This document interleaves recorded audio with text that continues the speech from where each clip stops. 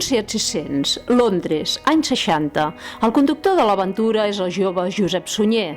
Anar a les fires a fer promoció de càmpings no és gens habitual, però el seu esperit emprenedor no es deixa vèncer per les llargues distàncies i amb el seu petit vehicle fa recorreguts que, en ocasions, duren 2 mesos. Té clar que si es volen atreure clients estrangers s'han d'anar a buscar. A l'inici fent les promocions a tota Europa i anava amb un 600 carregat de fulletons per fer la promoció del càmping.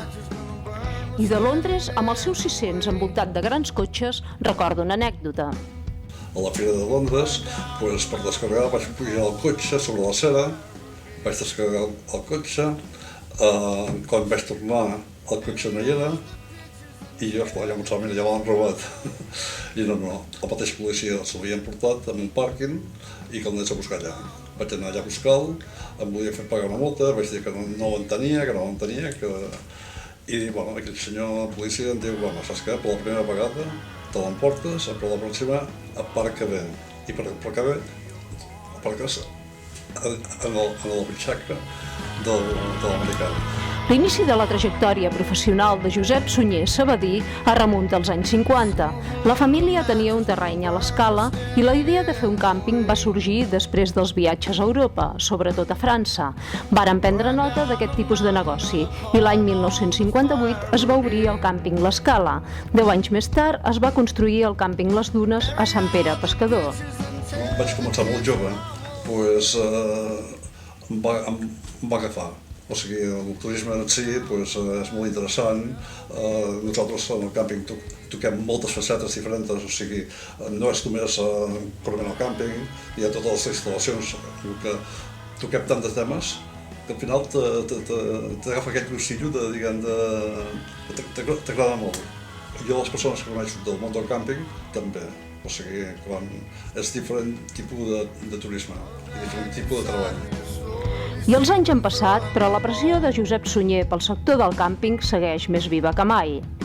Nosaltres, el nostre enfoque va ser sempre de cara, a Europa. Els espanyols hi ha pocs campistes, és un camp desconegut.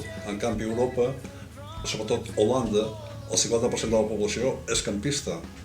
Després, a Alemanya també és molt campista, i esclar, aquest tipus de client amb poder adquisitiu és el que a nosaltres més interessa.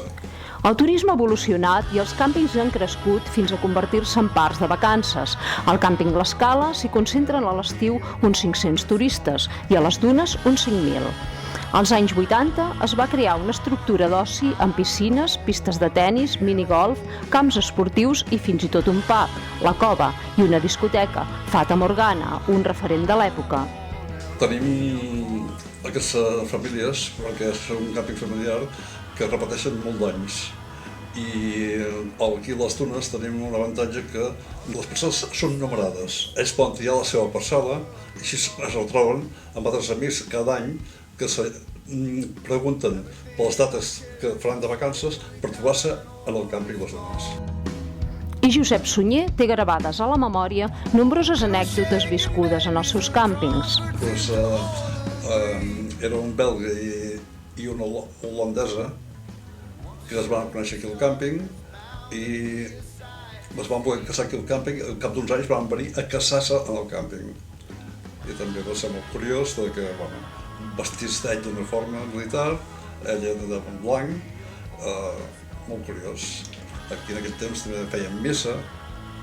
Una missa, un diumenge, el capellà de Sant Pere Pescador no va poder venir perquè estava malalt i va venir el bisbe de Girona, Giovanni, a dir la missa, que va quedar molt sorprès de veure aquesta varietat de clients estrangers que anaven a missa.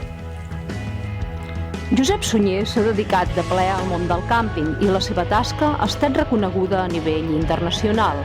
El càmping Les Dunes és un referent de prestigi a l'àmbit europeu. Insígnies, medalles al mèrit, la medalla de turisme de la Generalitat de l'any 1987, diplomes i reconeixements decoren la paret del seu despatx i recorden la gran trajectòria d'una persona visionària en la promoció i que ara, junt amb el seu fill Frederic Sunyer, que ha continuat el negoci familiar, continua estava present a les fires europees més importants. Va sumant cada any més premis i distincions. Abans els càmpings, ja ho he dit, són familiars, i ara els càmpings s'han tornat, diguem, societats que busquen només el rendiment. Els socis d'aquestes empreses busquen la rendibilitat del càmping. En canvi, els càmpings, diguem, com les dunes, que és familiar, doncs, volem que sigui rentable, però volem que el client tingui les màximes condicions favorables, diguem, tant d'instal·lacions com de servei i qualitat.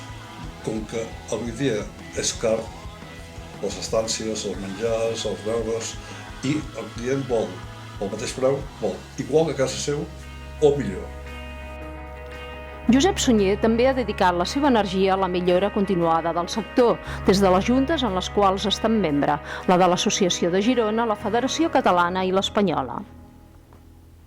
I l'ambient familiar dels seus càmpings es manté, i també es manté, amb més flama que mai, la dedicació i l'entusiasme que el caracteritzen. Si no fas promocions, el client no ve sol. Tens de donar a conèixer el càmping.